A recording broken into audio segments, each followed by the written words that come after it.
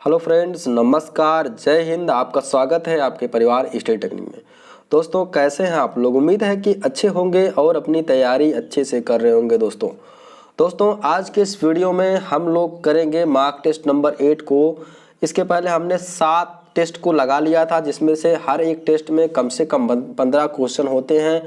उससे ज़्यादा भी क्वेश्चन होते हैं दोस्तों, 20 क्वेश्चन भी हो जाते हैं किसी किसी टेस्ट में, किसी कुछ टेस्ट में ज़्यादा क्वेश्चन हो जाते हैं दोस्तों। और दोस्तों अभी तक जितने भी हमने वीडियो पढ़े हैं, सभी वीडियो हम लोग एनसीईआरटी से पढ़ रहे हैं। एनसीईआरटी से जो हमारे क्वेश्चन आते हैं 15 नंबर के, हम उसी पर्यावरण को पढ़ रहे हैं। अब इसके बाद ये हमारी लास्ट वीडियो है। अब इस 8वें नंबर की वीडियो के बाद जो 9वां नंबर वाला टेस्ट आएगा, उस वहाँ से हम लोग पढ़ेंगे पेडागोजी। तो हमारा 15 नंबर इस अगर पूरे वीडियो सीरीज को अगर 8 को आप देख लेंगे तो आपका 15 नंबर का पूरा टॉपिक क्लियर हो जाएगा दोस्तों। थोड़ा सा दोस्तों कुछ बचा होगा तो उसको हम एज पीडीएफ या एक और लेक्चर में पूरा जो है एक साथ समराइज करके पूरा कंप्लीट पैकेज आपको दे देंगे। तो चलिए इस वाले सेशन को शुरू करते हैं दोस्तों। तो ये रहा दोस्तों आपका टेलीग्राम चैनल का लिंक। अगर आप पीडीएफ चाहते हो, इसका पीडीएफ चाहते हो, फ्री पीडीएफ चाहते हो, तो आप जा करके यहाँ पर इस टेलीग्राम से जुड़ जाइए। इसका लिंक आपको डिस्क्रिप्शन बॉक्स में दिया है, वहाँ पर जाइएगा, क्लिक करेंगे तो आप पहुँच जाएंगे टेलीग्राम चैनल पर। दोस्तों अगर आपको किसी प्रकार की शिकायत हो, मुझसे किसी प्रकार की सहायता व मदद चाहते हैं, तो आप इस नंबर पर व्हाट्सएप कर सकते हैं या इस ईमेल आईडी पर मेल कर सकते हैं। आप मुझे कुछ भी समझिए, दोस्त, भाई या गुरु।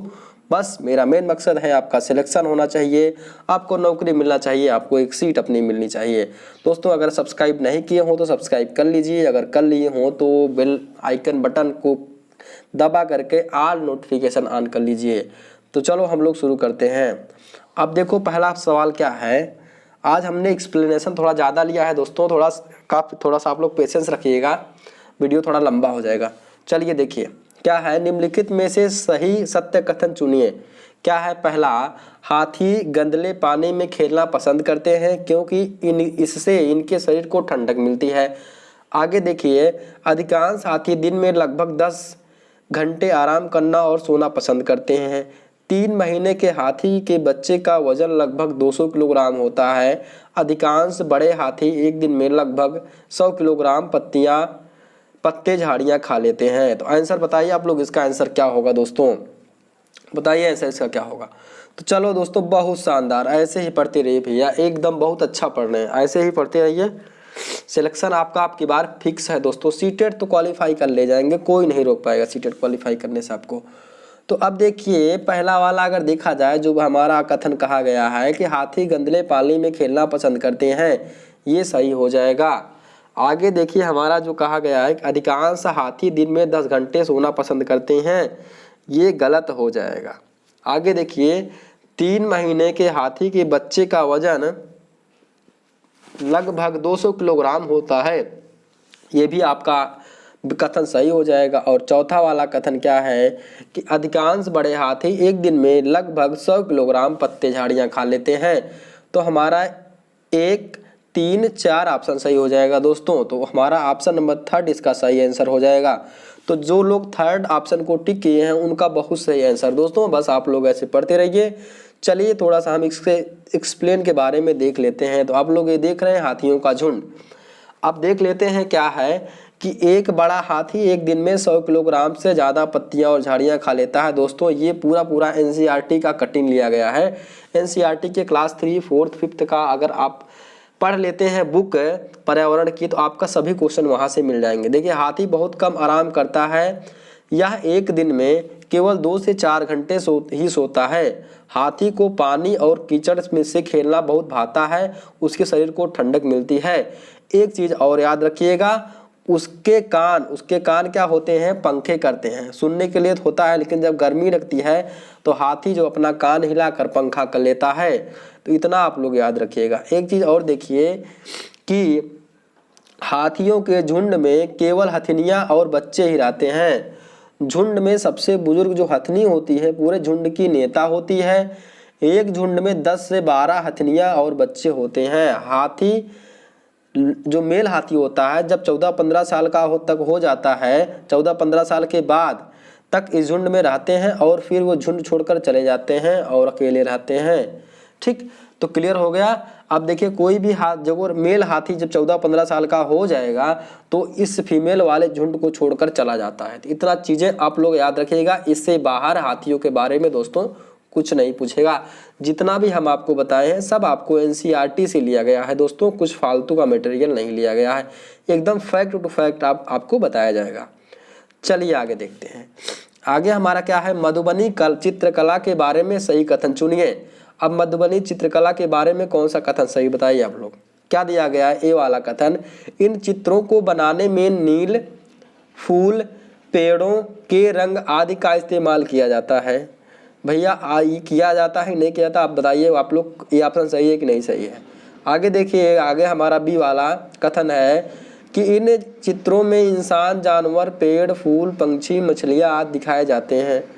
सी कथन देखिए, यह लोक चित्रकला बहुत पुरानी है और इसका नाम मधुबनी नामक स्थान के नाम पर पड़ा है।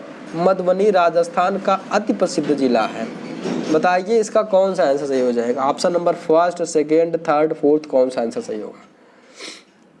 अब देखो हम बताते हैं, आपने कर लिया। देखो हम बताते हैं कि इन चित्रों को बनाने में नील, हल्दी व फूल के पेड़ों आदि रंग का इस्तेमाल किया जाता है। बिल्कुल सही है। इन चित्रों में जानवर, पेड़, फूल, पंछी, मछलियाँ आदि दिखाए जाते हैं। ये भी हमारा ऑप्शन सही होगा।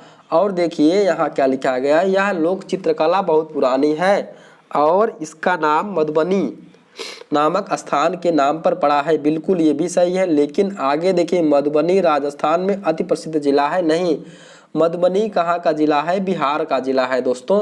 तो ऑप्शन नंबर हमारा चौथा गलत हो जाएगा। तो ए, बी और सी जो हमारा ऑप्शन नंबर 4 है इसका सही आंसर हो जाएगा। जो लोग ऑप्शन नंबर 8 टिक किए उनका भी गलत है, बी वाला 1-2 वालों का और 3 वालों का गलत है। जो लोग ऑप्शन नंबर 4 को टिक किए हैं उनका आंसर दोस्तों सही है। चलो आगे बढ़ते हैं। आगे क्या बढ़ते हैं, थोड़ा इसके बारे में फैक्ट जान लीजिए। ये देखिए मधुबनी पेंटिंग बनी है, देखिए कितना सुंदर बनाया गया है। ये आप लोग देख लीजिए, ये देखिए यहाँ दिखाए गए डिजाइन जो मधुबनी कहते हैं, यह चित्रकला बहुत पुरानी है। पता है इस चित्रकला का नाम मधुबनी क्यों पड़ा। देखिए बिहार में मधुबनी नाम का एक जिला है। मिल गया आपको आंसर, जो आंसर गलत हुआ था। त्योहारों और खुशी के मौक़ों पर वहाँ घर की दीवारों और आंगन में इस तरह के चित्र बनाए जाते हैं। यह चित्र पिसे हुए चावल के घोल में रंग मिलाकर बनाए जाते हैं। ये रंग खास तरह के होते हैं। इन्हें बनाने के लिए नील, हल्दी, फूल, पेड़ों के रंग आदि को इस्तेमाल में लाया जाता है। देखिए इन चित्रों में देखिए सेम टू सेम जो आपके एनसीईआरटी में लिखा गया उसी से डायरेक्ट क्वेश्चन बनाता है।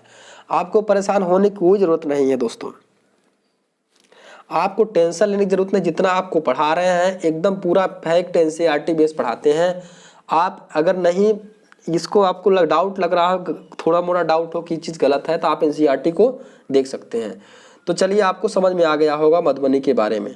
आगे देखिए, कोई पक्षी पेड़ की ऊंची डाल पर अपना घोंसला बनाता है, यह पक्षी कौन सा हो सकता है। अब देखिए इन चारे ऑप्शन में से देखना है तो कौन सा बताना है।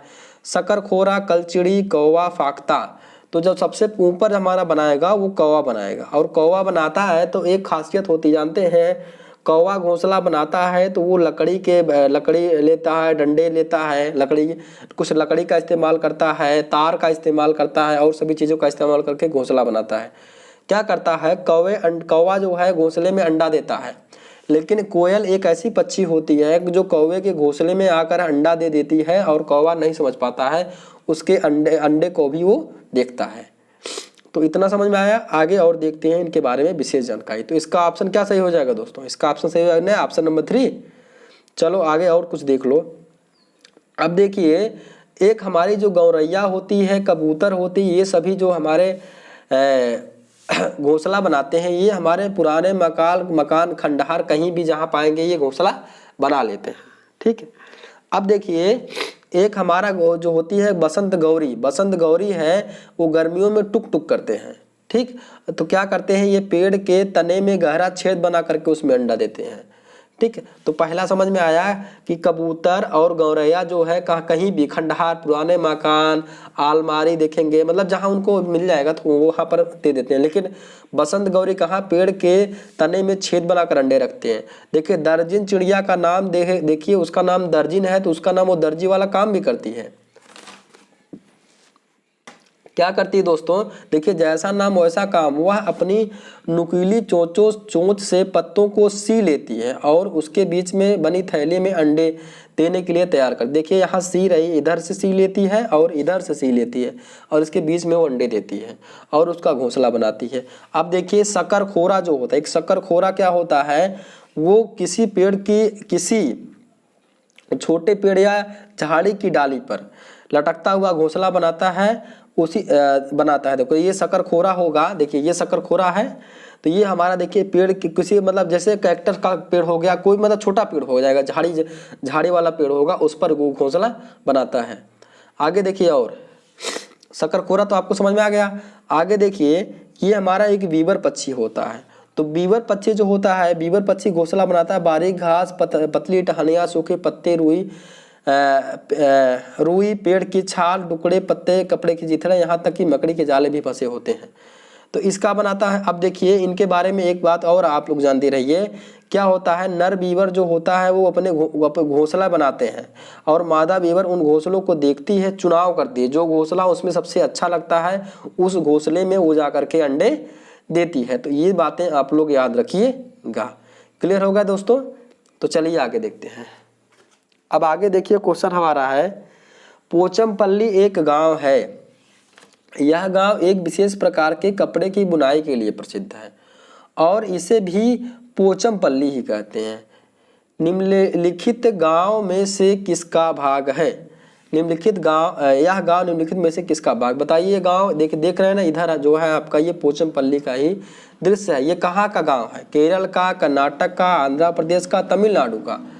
तो अगर देखा जाए आंसर, तो ये इसका आंसर हो जाएगा आंध्र प्रदेश।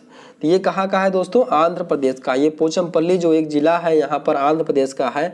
यहाँ पर दोस्तों क्या होता है, हाथ से कपड़े बनाए जाते हैं और बहुत अच्छे कपड़े बनाए जाते हैं। देखिए दोस्तों यहाँ पर क्या है, करघे में कई सुइयां होती हैं, डिजाइन के हिसाब से सुइयों का नंबर घटता बढ़ता है। कारीगर चमकदार रंगों की बहुत ही सुंदर पोचमपल्ली साड़ियाँ बुनते हैं। इन कारीगरों ने अपनी कला से इलाके का नाम दुनिया भर में मशहूर किया। देखिए साड़ियाँ, देखिए कितना सुंदर सुंदर वो लोग, ये दोस्तों हाथ से बनाई गई साड़ियाँ हैं। तो क्लियर हो गया होगा, उम्मीद है आपको। चलिए आगे देखते हैं। आगे देखिए 65 नंबर क्वेश्चन है, इसका आंसर बताइए। आप लोग पढ़ के इसका आंसर बताइए। इसको हम कई बार बता चुके हैं क्वेश्चन को। देखिए क्या है, रेगिस्तानी ओक के बारे में सही कथन चुनिए। आपको बताइए कौन सा कथन था ये। यह पेड़ ऑस्ट्रेलिया में पाया जाता है। यह एक विशेष प्रकार का पेड़ है जिसकी जड़ें टहनियों से लटकी रहती हैं या लटकती हैं। इस पेड़ की जड़ें जमीन में उस गहराई तक जाती हैं जब तक कि पानी तक पहुंच ना जाए, या इस पेड़ के तने में पानी जमा होता है। वहाँ के स्थानीय लोग पतले पाइप का उपयोग करके इस पानी को पीते हैं। बताइए कौन सा आंसर सही होगा, ऑप्शन बताइए इसका।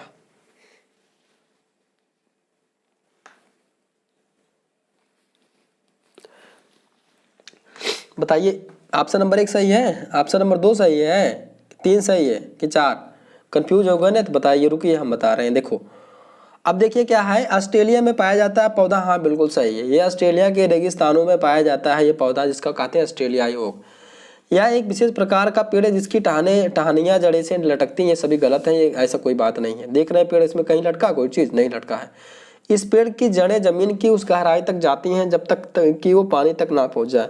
कहते हैं कि इस पेड़ की जड़ें इसकी लंबाई की 30 गुना ज़्यादा रफ्तार से बढ़ती है। मतलब अगर 1 फीट लंबा पौधा रहेगा तो उसकी जो जड़ होगी वो 30 फीट जमीन के अंदर पानी तक, जमीन के अंदर पानी की खोज में बढ़ जाती है। और ये जो पौधा होता है दोस्तों 3 से 4 फीट का होता है, बहुत बड़ा नहीं होता दोस्तों। देख रहे हैं इतना बड़ा होता है, बहुत बड़ा नहीं होता है पौधा। आगे देखते हैं क्या है कि इस पेड़ के तने में पानी जमा होता है और स्थानीय लोग पतले पाइप से पानी का उपयोग करके पीते हैं। ये गलत हो जाएगा, ये भी सही, ये भी सही। तो एक A, C, D सही आंसर हो जाएगा। तो ऑप्शन नंबर 2 इसका सही आंसर हो जाएगा। तो कितने लोग ऑप्शन नंबर सेकंड आंसर किए हैं दोस्तों? तो जो लोग ऑप्शन नंबर सेकंड किए हैं उनका सही आंसर। शानदार दोस्तों, जबरदस्त, ऐसे ही पढ़ते रहिए दोस्तों। चलो भैया आगे पढ़ते हैं। आगे देखिए, ये थोड़ा सा पढ़ लीजिएगा। देखिए कि जिसका नाम रेगिस्तानियों का, इसकी ऊंचाई तुम्हारी क्लास की दीवार की लगभग होती है। अब देखिए यहाँ देखिए, उस लंबाई तक आप आगे पढ़ लीजिएगा। आगे दो आप लोग पढ़ लीजिएगा दोस्तों। देखिए, इस पेड़ की जड़ें जब तक कि पानी तक ना पहुंच जाए, या पेड़ के तने में पानी जमा होता है, उस इलाके के लोग भाई यह बात जानते हैं। तब जब कभी भी इस इलाके में पानी नहीं होता, वहाँ के लोग इस तने के पानी में पाइप डालकर निकाल लेते हैं। तो आप लोग इसको पढ़ लेंगे तो आपको समझ में आ जाएगा। इसका PDF आपको टेलीग्राम चैनल पर मिल जाएगा दोस्तों। आगे देखिए, आगे देखिए क्या है कि आबू धाबी के विषय में आपको सही कथन चुनना है। क्या कथन सही है बताओ भैया। यह रेगिस्तानी इलाके में है। बताओ भैया, यहाँ दिख रहा है आपको, चित्र में दिख रहा होगा, ये रेगिस्तान है कि नहीं है? देखिए आगे, आबू धाबी में पानी पेट्रोल से महंगा होता है। सी वाला देखिए क्या कथन है, यहाँ की स्थानीय भाषा अरबी है। डी वाला कथन है कि आबू धाबी की मुद्रा रुपए को दिनार कहते हैं। बताओ भैया कौन सा आंसर सही होगा? आंसर दो इसका। अब देखो कि हमारा इसका एक ए वाला कथन अगर देखा जाए सही है, बी वाला कथन सही है, सी वाला भी कथन सही है। लेकिन यहाँ के मुद्रा का को दिनार नहीं दोस्तों, ये रियाल कहते हैं। और ये संयुक्त अरब अमीरात की राजधानी है आबू धाबी। ठीक, अब देखिए यहाँ पर जो पेड़ होते हैं दिख रहा है आपको, किसके पेड़ होते हैं दोस्तों बताइए? यहाँ पर खजूर के ही पेड़ उगते हैं। ठीक, कभी कभी ये भी क्वेश्चन बन जाता है। तो बताओ कौन सा आंसर सही होगा? ABC कहीं लिखा है? ABC लिखा ऑप्शन नंबर 4 में, तो ऑप्शन नंबर 4 सही हो जाएगा। कितना आसान क्वेश्चन था, कठिन नहीं था। तो जो लोग गलती कर रहे हो उसको सुधारो, अपनी गलतियों को। जो वीडियो आपने नहीं देखा प्रीवियस वाला, उसको जा करके आप देख लीजिए। आगे देखिए, ये बहुत जानदार क्वेश्चन है, इसको तो आप लोग पता होना चाहिए। बहुत क्वेश्चन पूछे जाते हैं ऐसे क्वेश्चन। देखिए क्या लिखा गया है, कुछ जानवर रात में जागते हैं। ये जानवर हर चीज को जिन रंगों में देखते हैं वे हैं। मतलब जो जानवर रात को जागते हैं वो किस रंग में देखते हैं उसको बताना है आपको। देखो, बैगनी नीला, हरा पीला, काला सफेद, लाल संतरी, ये दिख रहा है, इसी रंग में देखते हैं वो लोग। आपको क्या रंग दिख रहा है बताओ? ऑप्शन बताओ ना कौन सही हो जाएगा। 1 सही है, गलत है। 2 सही है, गलत है। 4 सही है, गलत है। ऑप्शन नंबर 3 सही है भैया, काला सफेद दिख रहा है ना यहाँ पे। तो काला सफेद में देखते हैं दोस्तों। कोई भी पक्षी होगा, जैसे क्या उल्लू होता है, चमगादड़ होते हैं, सब रात को उड़ते हैं, तो ये सब काला और सफेद देखते हैं दोस्तों। चलिए आगे देखते हैं। आगे देख लीजिए क्या है कि नीचे दिए गए चित्र में 24 घंटे की एक घड़ी दर्शाई गई है तथा चित्र सेकंड व चित्र थर्ड में 2 जानवरों X और Y के सोने का समय छायांकित भाग से दिखाए गए हैं। मतलब ये सोने का समय जो छायांकित भाग है, दिख रहा है ना आपको? आगे देखिए दिया है कि X तथा Y के सोने के समय के बारे में सही कथन चुनिए। भैया देखिए 24 घंटा है, 24 तीली बनी है। ये 24 घंटा में देखिए 2 भाग है, तो मतलब ये 2 घंटा सोता है। और ये देखिए 3 भाग इसका, ये तीन भाग इसका वो है, 3 भाग इसका वाइट है, मतलब 3 घंटा जगता है। तो 24 में से 3 आप निकाल दीजिए, बताइए 21 घंटा सोता है ना। सॉरी दोस्तों, थोड़ा सा गलती हो गई। अब देखिए पहले इसमें गिनिए कितने खाने हैं। देखिए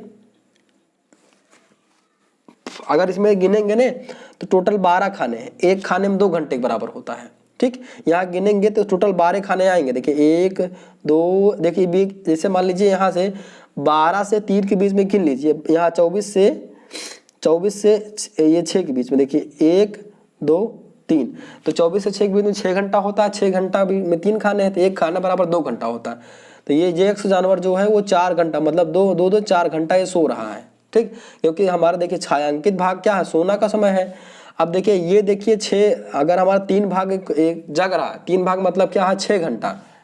भैया 3 गुणे 2 होगा ना, 3 गुणे 2 बराबर 6 घंटा ये जग रहा है। अगर 24 घंटा में 6 घंटा जग रहा है तो 18 घंटा सो रहा है। तो इसका मतलब ए वाला X वाला 4 घंटा हमारा क्या सो रहा है, और Y वाला क्या है 18 घंटा सो रहा है। देख लो भैया कौन सा आंसर सही होगा बताओ। X 20 घंटे सोता है, X 20 घंटा नहीं भैया 4 घंटा सोता है, गलत हो जाएगा। बताओ इसका आंसर आप लोग बता लोगे ना। आगे देखिए X 18 घंटे सोता है, ये भी गलत हो जाएगी। X 4 घंटे सोता है जबकि Y 18 घंटे सोता है, बिल्कुल सही हो जाएगा। खत्म, इतना आसान क्वेश्चन था। बस इसको डरिएगा नहीं, कुछ लोग इसको देख डर जाएंगे। भैया डरना नहीं है, बस खाना मिला लेना। अगर यहाँ 12 की जगह पर 24 खाने दिया होता तो आप एक खाना बराबर 1 घंटा मांगते, लेकिन यहाँ 12 खाना दिया। आप जोड़ लीजिएगा, देखिए यहाँ देखिए 12 से लेकर के 18 के बीच में 3 खाने होंगे। देखो 1 2 3, 3 खाने मतलब जो है 12 6 18 होता तो 6 घंटा बराबर 3 खाने, तो 1 घंटा बराबर तो 2 घंटा बराबर 1 खाने हो जाएंगे दोस्तों। तो इसी प्रकार से हम इसको हल कर लिए। समझ में आ गया होगा ना।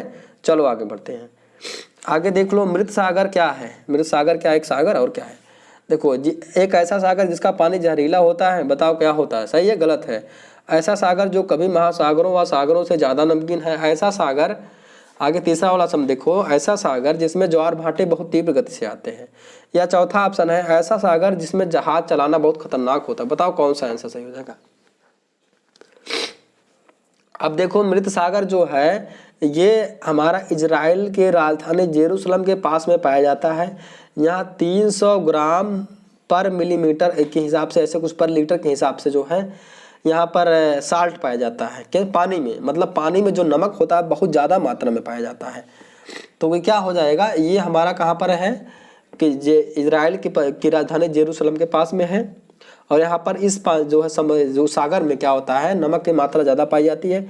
अगर इस सागर में आप जाएंगे तो लौट जाएंगे, अगर मतलब पानी पर लेट जाएंगे, सो जाएंगे पानी में, तो आप तैरने लगेंगे दोस्तों, डूबेंगे नहीं, क्योंकि वहाँ इसका जो सरफेस टेंशन जिसको कहते हैं दोस्तों पृष्ठ तनाव बहुत ज़्यादा है।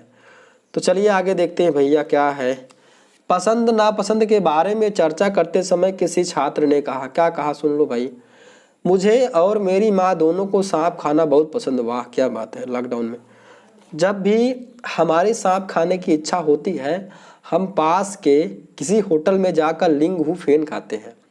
यह छात्र कहाँ का हो सकता है, बताओ भैया कहाँ का हो सकता है। इस समय कोरोना चल रहा है ना, कहाँ से आया है, जहाँ से आया उसी का नाम हो जाएगा। ये तो आप सब लोग जानते होंगे इसका आंसर। चलो इसका आंसर सबको पता होगा। आगे देख लेते हैं भैया। देखो ये है, मैं हांगकांग की में रहती हूँ, मुझे और मेरी माँ को सांप खाना बहुत पसंद है। पढ़ लो, देखो क्या लिखा, जब भी हमारे सांप खाने की इच्छा होती है तब हम पास के एक होटल में जाकर लिंगहू फेन खा लेते हैं। चलो भैया तुम खा लेते हो तो हम ठीक है, झेल रहे सभी दुनिया पूरा। आगे देख लेते हैं इनका। देख लो, मैं कश्मीर में रहती हूँ। कश्मीर में खाना क्या खाते हैं, सरसों के तेल में बनी हुई मछली दोस्तों ये लोग खाते हैं। ठीक है, सरसों के तेल में बनी हुई मछली बहुत पसंद है। एक बार हम गोवा गए थे, वहाँ हमने मछली खाई थी पर स्वाद बहुत ही अलग था। माँ ने कहा अरे यह तो नारियल के तेल में बनी हुई समुंदर की मछली है, स्वाद तो अलग ही होगा। तो मतलब कश्मीर में जो मछली बनेगा दोस्तों, तो वो दोस्तों सरसों के तेल में बनाया जाएगा, और जो गोवा में मछली बनेगा वो नारियल के तेल में बनाया जाएगा। क्लियर हो गया। चलो आगे और देख लेते हैं। ये भी देख लो भैया इसका भी। मैं केरल में रहता हूँ, मुझे सबसे अच्छी 2 चीज़ें लगती है। वे चीज़ें मेरे घर के आंगन में उगती हैं, एक ऊपर ऊंचे पेड़ पर और दूसरी ज़मीन के नीचे। ऊंचे पेड़ पर क्या होता है, ऊंचे बस नारियल डली हुई किसी भी करी के साथ उबला टपिकुआ मिल जाए तो क्या मज़ा आता है।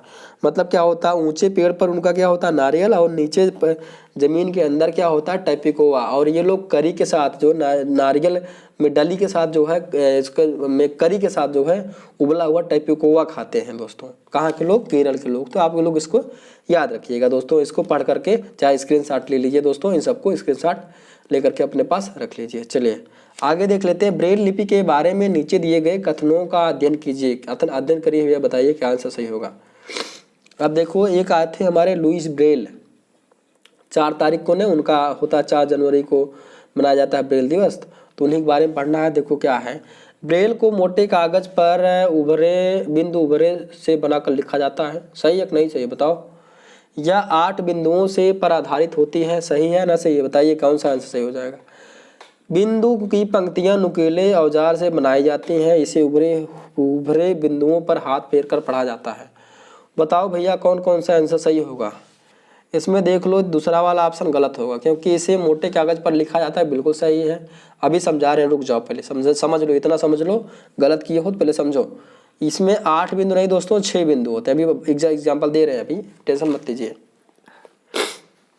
ठीक है।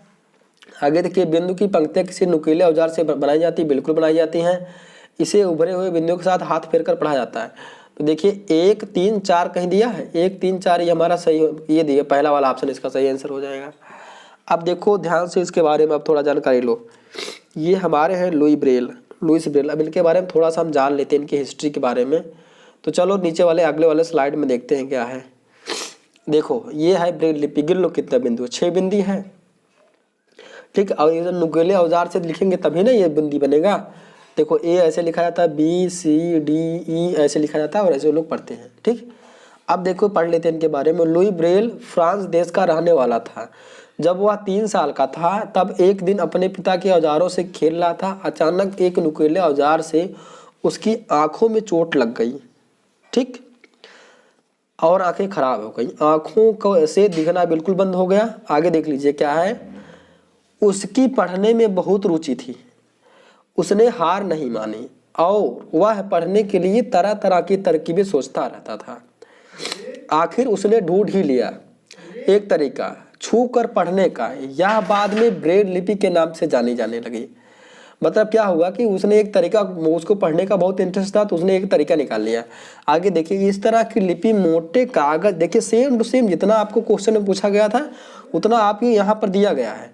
देखिए क्या दिया गया, इस तरह की लिपि मोटे कागज पर उभरे हुए बिंदु बने होते हैं। उभरे होने के कारण इन्हें छूकर पढ़ा जाता है। यह लिपि 6 बिंदुओं पर आधारित होती है। आजकल ब्रेल लिपि नए नए परिवर्तन हुए हैं जिससे इसे पढ़ना लिखना और भी आसान हो गया है। ब्रेल लिपि अब कंप्यूटर के द्वारा भी लिखी जा सकती है।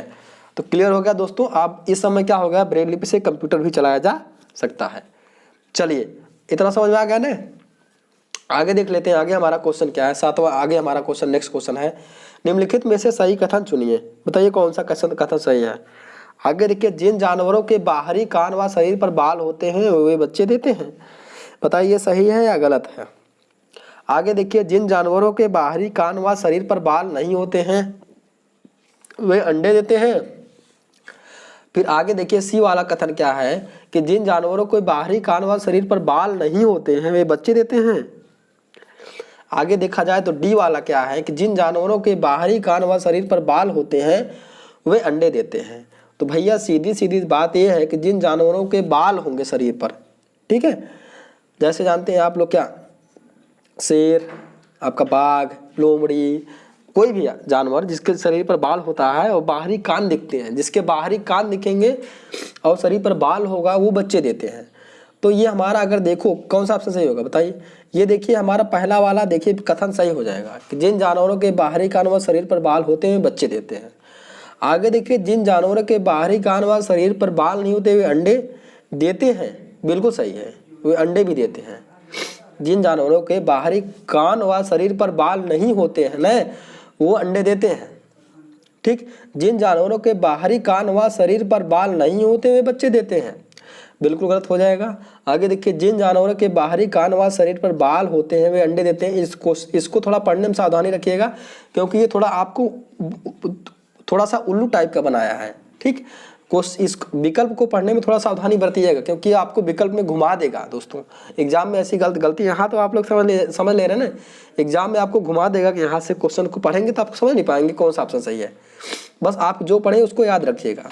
तो ऑप्शन नंबर ए और बी देखिए कहाँ पर लिखा है, ए और बी कथन लिखा है ऑप्शन नंबर 4 में। तो ऑप्शन नंबर 4 इसका सही हो जाएगा आंसर। अब देखिए क्या लिखा है, जिन जानवरों के कान बाहर दिखाई देते हैं उनके शरीर पर बाल होते हैं बच्चे देते हैं। जिन जानवरों के कान बाहर नहीं दिखाई देते हैं, बाल नहीं होते हुए अंडे देते हैं। आप लोग पढ़ लीजिए, एनसीईआरटी से लिया गया है, एकदम बिल्कुल फैक्ट है। जितना भी दिया गया है कोई भी इसमें फिल्टर नहीं किया गया है। चलिए आगे देखते हैं। आगे हमारा क्या है, मधुमक्खी पालन के विषय में सही कथन चुनिए। बताओ मधुमक्खियों के बारे में सबसे सही कथन है, सही विकल्प क्या चुनना कथन चुनना है, कौन सा कथन सही होगा। आगे पहला कथन देखिए, मधुमक्खी पालन शुरू करने का सबसे अच्छा समय जनवरी से मार्च तक का है। बताओ जनवरी से मार्च तक मधुमक्खी का पालन शुरू करते हैं। आगे देखिए, लीची के फूल मधुमक्खियों को लुभाते हैं, सही है गलत। तीसरा देखिए कथन, मधुमक्खी पालने और उनके द्वारा उत्पादित शहद का भंडारण करने के लिए बक्सों की आवश्यकता होती है, सही है। आगे देख लीजिए, मधुमक्खियों के लिए मीठा घोल बनाने के लिए चीनी खरीदी जाती है। बताओ कौन सा आंसर सही हो जाएगा। तो बताइए भैया ऑप्शन क्या सही होगा, 1 सही होगा, 2 सही होगा, 4 सही होगा। ऑप्शन नंबर हमारा सही होगा 3, जिसमें 2, 3 और 4 सही होगा, क्योंकि मधुमक्खी पालन करने के लिए जो सबसे अच्छा समय होता है दोस्तों, ये अच्छा समय अक्टूबर से लेकर के दिसंबर तक होता है। ठीक, और लीची के फूल जो है मधुमक्खियों को लुभाते हैं, बिल्कुल सही है। और हमारा बिहार में एक जिला है जिसका नाम है, जगह है जिसका नाम है, जगह चाहे जिला मान लीजिए, जिसका नाम है मुजफ्फरपुर। वहाँ पर मधुमक्खी पालन सबसे ज़्यादा मात्रा में किया जाता है, ये आप लोग इसको याद रखिएगा। आगे देखिए, मधुमक्खी पालने और उनके द्वारा उत्पादित शहद का भंडारण करने के लिए बक्सों की आवश्यकता होती है, बिल्कुल सही है। मधुमक्खी के लिए मीठा घोल बनाने के लिए चीनी खरीदी जाती है, ये भी सही है। तो ऑप्शन नंबर हमारा कथन 2, 3, 4 सही हो जाएगा, एक फर्स्ट वाला कथन गलत हो जाएगा। तो हमारा तीसरा वाला ऑप्शन इसका सही विकल्प हो जाएगा दोस्तों। तो कौन कौन से लोग तीसरा वाला ऑप्शन टिक किए, बहुत अच्छे दोस्तों, बस ऐसे पढ़ते रहिए, आपका सीटेड निकल जाएगा आराम से, आप अच्छे स्कोर करेंगे, 120 से कम स्कोर नहीं करेंगे दोस्तों। अब देखो थोड़ा सा मधुमक्खी के बारे में जानकारी ले लेते हैं। मधुमक्खी में क्या होता है, एक होती है रानी मधुमक्खी, ठीक है, रानी मधुमक्खी होती है, तो रानी मधुमक्खी देती है अंडे, ठीक है। और यहाँ पर एक जो है होता है मेल, ठीक, एक नर मधुमक्खी होता है, वो रानी को क्या करता है, फर्टाइल करता है, ठीक है, रानी को फर्टाइल करता है। मेल एक ही होता है हमारा, उसका काम क्या रहता है, रानी जो मधुमक्खी होती है उसको फर्टाइल करना, ठीक है। और रानी मधुमक्खी का काम क्या रहता है, अंडे देना। अब देखिए वहाँ पर छत्ते, ये छत्ता जैसे मान लीजिए ये छत्ता हो गया, जैसे ये आपका छत्ता दिया है, दिखा है, तो इस छत्ते के आसपास कुछ सिपाही मधुमक्खियाँ रहती हैं जो छत्ते का देखभाल करती हैं। और क्या होता है, कुछ मधुमक्खियाँ होती हैं, क्या ज़्यादातर मधुमक्खियाँ क्या होती हैं, मजदूर या वर्कर मधुमक्खियाँ होती हैं, जो क्या करती हैं, शहद से जो दोस्तों फूलों से जो है वो शहद जो है निकाल कर फूलों से रस लाती हैं और इस जो है छत्ते मिला करके भरती हैं। तो अब देखिए इसी जैसे मधुमक्खियों का काम रहता है, उसी तरह से चींटियाँ भी काम करती हैं। चींटियों में एक रानी चींटी होती है, सिपाही चींटी होती है, और एक हमारा श्रमिक जिसको कहते मजदूर चींटी होती है। लेकिन रानी चींटी अंडे देती है, सिपाही चींटी बिल का ध्यान रखती है, और काम करने वाले चींटियां भोजन ढूंढकर बिल तक लाती हैं। दीमक और ततैये भी इसी समूह में आते हैं, इसी तरह से रहते हैं, ध्यान देना है। एकदम सेम टू सेम एनसीईआरटी का फैक्ट्स है, आप लोग इसको रट लीजिए दोस्तों, गलती मत करिएगा। चलो आगे देख लेते हैं क्या है। किसी छात्रा ने अपनी अहमदाबाद से नागरकोइल की यात्रा के बारे में डायरी में लिखा है। अच्छा बताइए अहमदाबाद कहाँ है, अहमदाबाद है गुजरात, और नागरकोइल कहाँ पर है, केरल में है, ठीक है, याद रखना आपको, कभी कोई पूछ लेता क्वेश्चन। क्या दिया गया, ये देखो दिया गया है दिनांक, स्टेशन का नाम, पहुंचने का समय देखो दिया है ना, पहुंचने का समय, स्टेशन छोड़ने का समय, गांधीधाम से दूरी किलोमीटर में दिया है। 10/2/2014 को ट्रेन चली थी अहमदाबाद से, और 12/2/2014 को नागरकोइल पहुंची है। आपको कुछ दिया है, यहाँ पर टाइम दिया है, दूरी दिया है, आपको दिया है। उपरोक्त जानकारी के आधार पर नीचे दिए गए निष्कर्ष निकालना है, बताना है क्या आपको आंसर देना है। यहाँ देखिए जो लिखा है दोस्तों, ये 301 लिखा, थोड़ा ध्यान दीजिएगा, थोड़ा सा आपको दिख नहीं रहा होगा, बस समझने की कोशिश करिए। 301 लिखा है, 301, ये है 301, और ये है जो हमारा 2649, देखिए ये हमारा है 301, ये 2649 है, ठीक। पहला देखिए अहमदाबाद से नागरकोइल की दूरी 2348 किलोमीटर है, घटा लो भैया। देखिए 9 में से 1 गए 8, 4 में से 0 गए 4, 6 में से 3 गए 3, बिल्कुल सही है, पहला वाला ऑप्शन हमारा सही हो जाएगा। दोस्तों ऐसे वाले ऑप्शन को टिक करते हैं ना, कैसे लगाते हैं देखो, बता रहे हैं कि देखो, अब देखो ए सब में है तो ए वाला तो हमारा सही हो जाएगा। चलो इसके बाद हमारा एक ऑप्शन और देखते हैं। यहाँ देखिए एक एक ऑप्शन आप लोग चेक करते रहिए और आंसर भी चेक करते रहिए। दूसरा देखिए, इस दूरी को रेलगाड़ी 40 घंटे 55 मिनट में तय करती है, देख लेते हैं भैया सही है कि गलत है। अब देखो हम बता रहे हैं कैसे एग्जाम में क्वेश्चन करते हैं। देखो भैया 10 तारीख को रेलगाड़ी चली है आपका 11:50 पे, कोई दिक्कत नहीं है। अब बताओ 11 तारीख को 11:50 पे कई घंटा होगा, ये 24 घंटा होगा। सुबह को 11:50, अब देखिए फिर 12 तारीख को अगर हमारा 11:50 हो जाएगा टाइम, तो ये भी 24 घंटा हो जाएगा, ठीक। तो 24 हो जाएगा हमारा 48 घंटा, ठीक।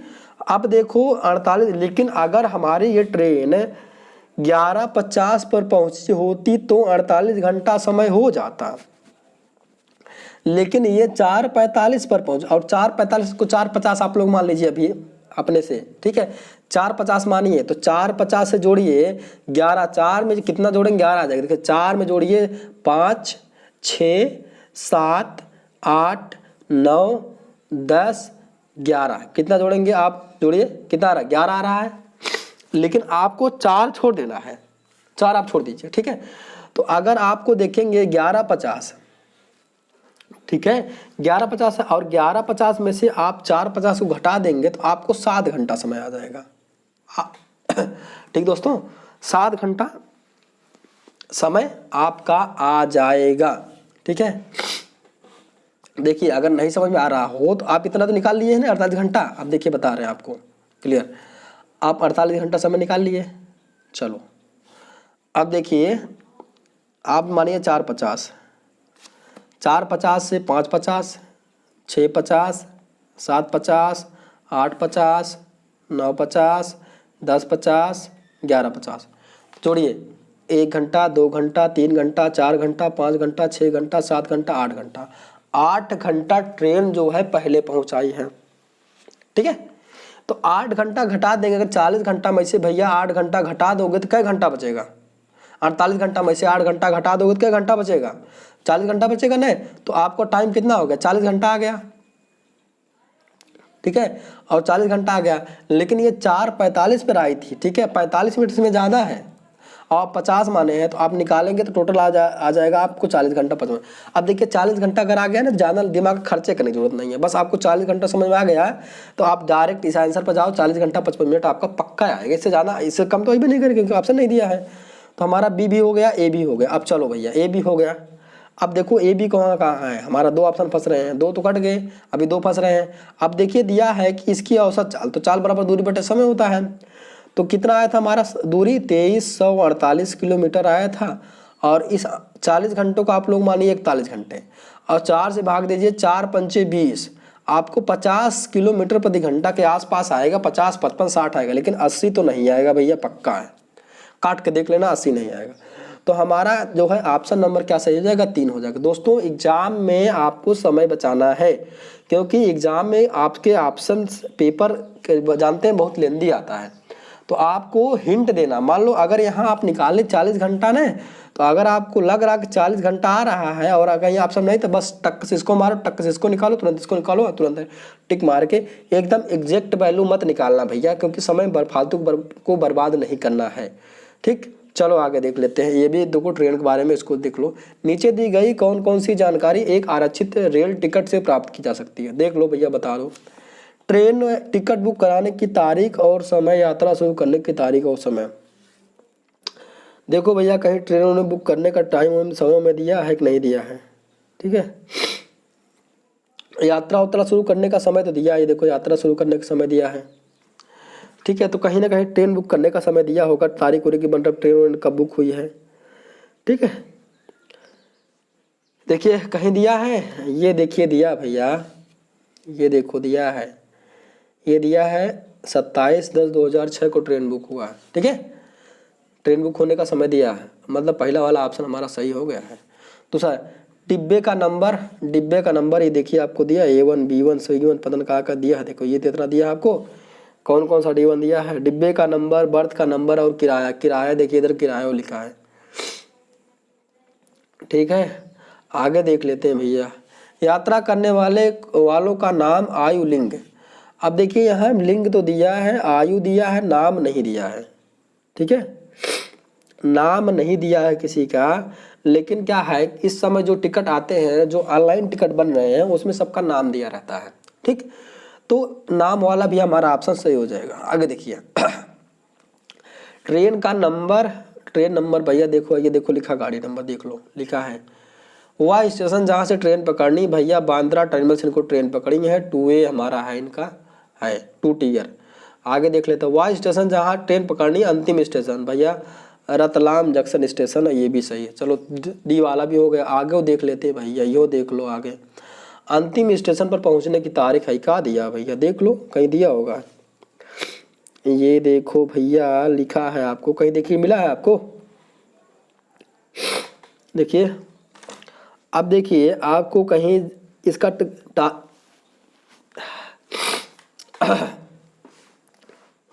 देखिए, ये देखिए अंतिम स्टेशन पर पहुंचने की तारीख और समय। दोस्तों देखिए, दोस्तों ध्यान से देखिए, कहीं ना कहीं दिया होगा पक्का।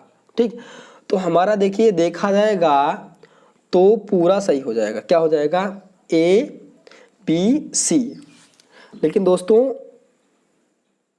नहीं दोस्तों, ये देखिए ई वाला ऑप्शन हो जाएगा गलत, क्योंकि देखिए कहीं पर देखिए आप अपने देख के बताइए कि कहीं पर हमारा ट्रेन के पहुंचने का समय दिया है, क्योंकि यहाँ पर देखिए ट्रेन के निकलने का समय दिया 24/12/2006। इसके अलावा कहीं पर ट्रेन पहुंचने का समय नहीं दिया है, तो ट्रेन पहुंचने का समय नहीं दिया रहेगा, तो हमारा ऑप्शन नंबर 2 सही हो जाएगा, ए बी सी और डी। ठीक, देखिए ट्रेन का नाम, कोच, सबका नाम सब कुछ दिया रहता है, तो A B C D option सही हो जाएगा, ई वाला ऑप्शन हमारा गलत हो जाएगा। चलो भैया आगे बढ़ते हैं। आगे देख लीजिए, हमारे देश में लगभग सभी भागों में मिर्च का उपयोग भोजन पकाने में किया जाता है। हमारे देश में मिर्च को लाने वाले व्यवसायी कहाँ के थे? दक्षिण अमेरिका, अफगानिस्तान, ऑस्ट्रेलिया, अफगानिस्तान। तो व्यवसाय तो ऐसे थे, पुर्तगाली लेकर ले आए थे दक्षिणी अमेरिका से, तो भैया दक्षिणी अमेरिका माना जाएगा। आओ कुछ और देख लेते हैं। दक्षिणी अमेरिका साहब का आया था हरी मिर्ची, आलू टमाटर। आलू टमाटर खूब खाते हैं ना, तो आप लोग वही। यूरोप से आया था बंद गोभी मटर। अफ्रीका से आया था काफ़ी भिंडी। चीन से आया था सोयाबीन। दोस्तों तो इसको आप लोग याद रखिएगा, चाहे स्क्रीनशॉट लेकर ले लिए, जो भी मर्जी है आप लोग याद रखिएगा। चलो इसको तो हम बता ही चुके हैं। निम्नलिखित में से कौन सा पक्षी कैक्टस के कांटों के बीच अपना घोंसला बनाता है? अभी बताएं, फाख्ता पक्षी बनाता है। ठीक है, ये तो आपको याद ही होगा, अभी जस्ट पढ़ा ही रहे हैं इससे पहले वाले में। आगे देख लो भैया, ये क्वेश्चन बड़ा इंपॉर्टेंट है, बड़ा अच्छा हमको लगा क्वेश्चन। बताओ आंसर क्या होगा। लिखा है, गुरप्रीत पहली बार रेलगाड़ी से नई दिल्ली से चेन्नई गया। अपनी रेल यात्रा में उसकी गाड़ी के द्वारा निम्नलिखित में से किस नदी को पार करने की संभावना नहीं है? बताओ कौन नदी पार नहीं करेगा। अब बताइए कौन सी नदी साउथ में नहीं बहती है? बताओ भैया, नर्मदा नहीं बहती है, गोदावरी नहीं बहती है, गंगा नहीं बहती, कृष्णा नहीं बहती है। तो एक ऐसी नदी है, गंगा नदी है, जो वो साउथ में नहीं बहती है, तो गंगा नदी को पार नहीं करेगा भैया। ये ऑप्शन नंबर हमारा 3 इसका सही आंसर हो जाएगा। क्लियर हो गया भैया? चलो आगे आंसर चलते हैं। आगे देखिए लिखा, निम्नलिखित में से कौन बीज नहीं है? बीज नहीं कौन सा भैया? एक होता है साबूदाना, जिसको कहते हैं टैपिकोवा। अभी आप लोग पढ़े ना, टैपिकोवा से बनाया जाता है साबूदाना। और टैपिकोवा कहाँ पर होता है? ये होता है केरल में, ज़मीन के नीचे उगाया जाता है। केरल के लोग जो है नारियल की करी के साथ जो टैपिकोवा को उबाल कर बड़े मन से खाते हैं, और उसी से बनाया जाता है साबूदाना। तो साबूदाना हमारा बीज नहीं है। क्लियर हो गया? चलो भैया, कौन कौन से लोग जानते थे कि इसका हमारा ऑप्शन चौथा सही हो? किसका किसका ऑप्शन सही है तो कमेंट करके बताना भैया, किसका किसका ऑप्शन नंबर 4 सही था। चलो आगे देखिए, नीता आंध्र प्रदेश जाती है और 2 साड़ियाँ खरीदती है, जो खास तौर पर वहीं बनाई जाती है। वे क्या कहलाती है? कलमकारी और कंधा पोचमपल्ली और कलमकारी पोचमपल्ली, कंजीवरम, कलमकारी और चंदेरी। अभी बताए हैं जस्ट इसके पहले, पोचमपल्ली और कलमकारी इसका आंसर हो जाएगा। अभी इसके बारे में हम इससे पहले वाले में कुछ स्लाइड में आपको बता चुके हैं। चलो भैया, ये भी क्वेश्चन आता है कभी कभी, डांस पूछ लेता है, क्लासिकल डांस, फोक डांस। तो क्या है भैया, कर्नाटक का कौन डांस है? बताओ भैया, कर्नाटक डांस बता दो आप। ठीक है, कर्नाटक डांस क्या होता है? मोहिनीअट्टम होता है क्या? बताइए। कथक कहाँ का है? उत्तर प्रदेश का। बिहू कहाँ का? असम का है। भरतनाट्यम कहाँ का है? तमिलनाडु का है। ठीक है, लावड़ी क्या कहाँ का है दोस्तों? लावड़ी आपका है, बताइए लावड़ी कहाँ का डांस है? लावड़ी डांस है महाराष्ट्र का। दोस्तों एक डांस और पूछता है आपको, यहाँ का डांस पूछता है। गिद्धा, गिद्धा जानते हैं आप लोग कहाँ का होता है? पंजाब का होता है। भांगड़ा पंजाब का होता है। गरबा गुजरात का होता है। घूमर भी गुजरात का होता है। ठीक, घूमर दोस्तों गुजरात का नहीं, राजस्थान का होता है। दोस्तों ये दोस्तों डांस बड़ा फेमस है, और इसको आप लोग याद रखिएगा। ठीक, चलो भैया आगे देख लेते हैं। आगे हमारा क्वेश्चन नंबर क्या है पता नहीं, आगे पढ़ लो। निम्नलिखित में से कौन सी विशेषता बरगद के पेड़ की जड़ों की नहीं है? बताओ भैया क्या आंसर सही होगा। इसकी जड़ें खम्भों की पेड़ की सहायता प्रदान करती हैं। इसकी जड़ें शाखाओं से नीचे लटकती हैं। इसमें जमीन के भीतर जड़ें होती हैं, और जड़ें भोजन का भंडारण करती हैं। बताओ कौन सा आंसर सही हो जाएगा? आंसर दो भैया, कौन सा आंसर? बहुत अच्छा, ऐसे पढ़ते रहिए, काहे एनर्जी डाउन मत करिए। अभी जोश ठंडा हो गया क्या आपका? जैसे दोस्तों वीडियो के शुरुआती में जितना जोश था उतना जोश दिखाइए तो मज़ा आ जाएगा दोस्तों। जैसे पढ़ रहे हैं बस ऐसे पढ़ते रहिए, बहुत अच्छा, शानदार, ऐसे पढ़िए। तो दोस्तों ये भी हमारा पहला ऑप्शन सही हो जाएगा, दूसरा सही हो जाएगा, तीसरा सही हो जाएगा। जो होता है इसकी जड़ें भोजन का भंडारण नहीं करती हैं। भोजन का भंडारण कौन कौन जड़ें करती हैं दोस्तों? वैसी जड़ें जो फूल जाती हैं, फूल कर मोटी हो जाती हैं, वो जड़ें भोजन का भंडारण करती हैं। जैसे हमारा क्या होता है, मूली होता है, गाजर होता है, ये जड़ें भोजन का भंडारण करती हैं।